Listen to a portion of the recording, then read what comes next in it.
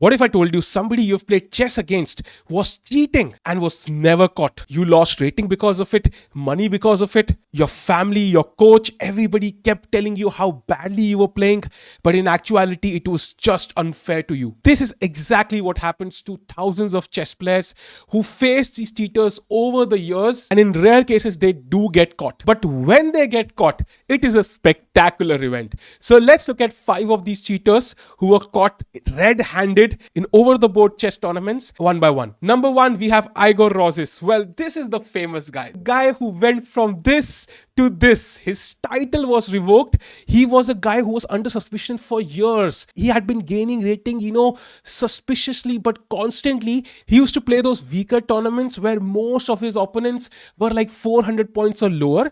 So nobody would raise a suspicion, right? Okay, a GM defeating somebody who's 2000, not a big deal.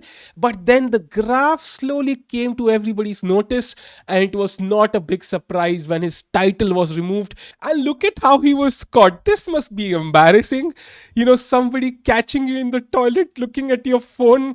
I wonder what was the excuse he came up with at this point. Oh, sorry, I have a Tinder gig after this. I am so sorry. Ridiculous. The second guy was Bori Sivanov. This guy is a complete mystery. For the first time when he came under suspicion, it was in the Zadar Masters in 2013, where he started defeating these top players, top grandmasters. He did 2500, 2600. And then suddenly in the other tournament, he would play horrible chess. They reached a stage where grandmasters would protest playing against him. They would literally not withdraw from the tournament or give him walkovers just in protest of why he was playing that tournament. But they could never really catch him red-handed. Some people said he had an MP3 device on his back. Some people said he had something in his shoes. Some people said he had something in his hat. Whenever he used to be checked, they would find nothing. As you can see, more than 20 Bulgarian grandmasters and international masters signed a petition that they will not participate in chess tournaments together with Ivanov unless special anti-cheating measures are taken. That's how traumatic this guy had become. And in fact, Veselin Topolov, the former world champion, came to his defense and said that as there is no evidence that he's cheating, it's simply stupid to blame a chess player for performing well on the board. But then he basically retired from chess. On October 4, 2013, Ivanov announced retirement from competitive chess.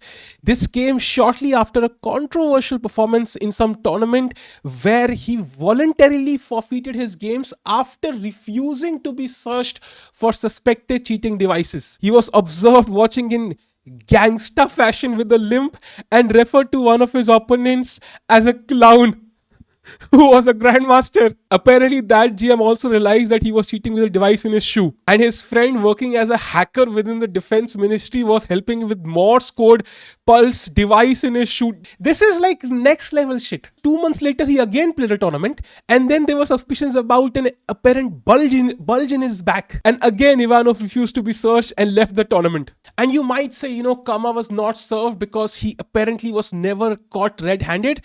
But you know what? Cheating is a habit, and this is evidence for it.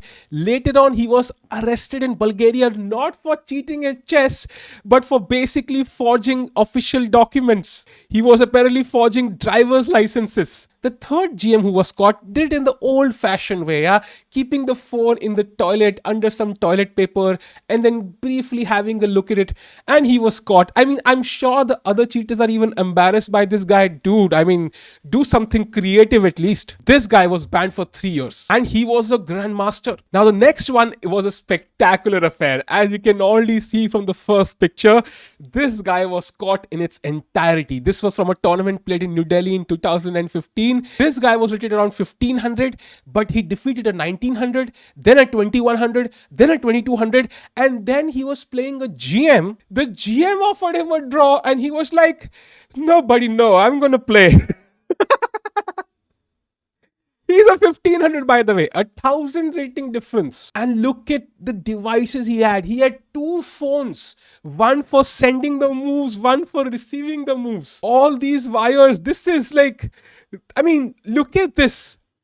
Wires all the way, phone strapped to his legs, some micro speaker. I mean, look at the Look at the stuff he had to go through. Basically, this tells you how difficult it is to cheat at, OTB chess. But once you do it, it also becomes difficult to catch sometimes. And that is basically the problem with OTB chess. Of course, it was 2015. Now technology is much more advanced. So this, of course, can be done in better ways. But this is insane. He himself admitted, by the way, he said, he used the contraption to win the first 4 rounds and was quoted, "I made this device and practiced with my friend for 3 days before using it in this event." You could have practiced chess for 3 days, buddy. It's my favorite one because it's a personal experience. I played a guy from India in a random tournament in Goa where, I came to the board. I was confident. This dude is 1500. I mean, there's no chance for him. But I was wrong. This dude took no time. At the end of the game, I had 30 seconds on my clock. I was playing on increment for the last 10 or 15 moves. And this guy had used like 5 minutes for the entire game. I went to the arbiter. I told the arbiter, I have never lost a chess game like this in my entire life. I have played 2600 grandmasters in OTB chess, but this has never happened. The arbiter kept a special eye on this guy for the next round as well.